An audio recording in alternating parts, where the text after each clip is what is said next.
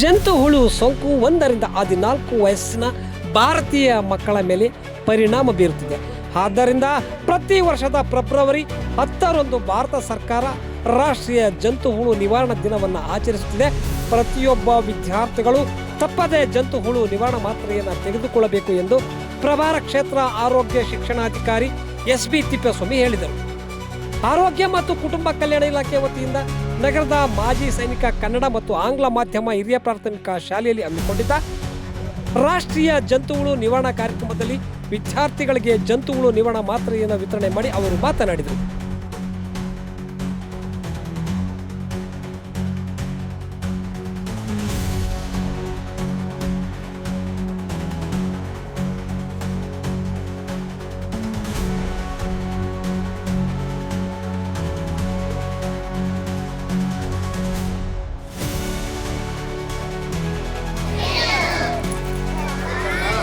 Second ಅದನ್ನು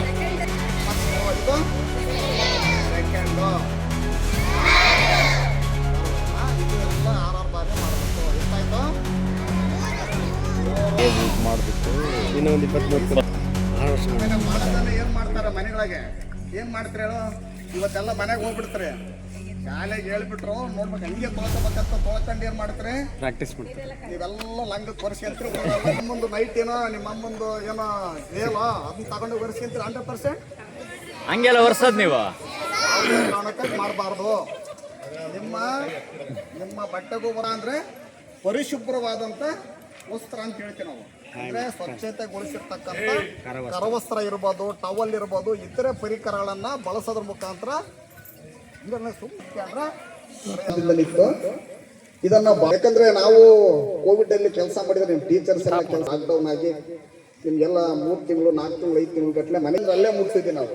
ಆಮೇಲೆ ನಮ್ಗೆಲ್ಲ ಸ್ಯಾನಿಟೈಸರ್ ಕೊಡೋರು, ಮಧ್ಯಾಹ್ನ ಊಟ ಮಾಡ್ಬೇಕು. ಸರ್ಕಾರ ಸುಮ್ಮನೆ ಯಾವುದೇ ಒಂದು ಆದೇಶ ಮಾಡಿಬಿಡಲ್ಲ, ಅದನ್ನು ಪೂರ್ವಕವಾಗಿ ಪರೀಕ್ಷೆ ಒಳಪಡಿಸಿದ ಮೇಲೆ ಅದರಿಂದ ಸಾಧಕ ಬಾಧಕಗಳನ್ನ ಯೋಚನೆ ಮಾಡಿ ಸರ್ಕಾರ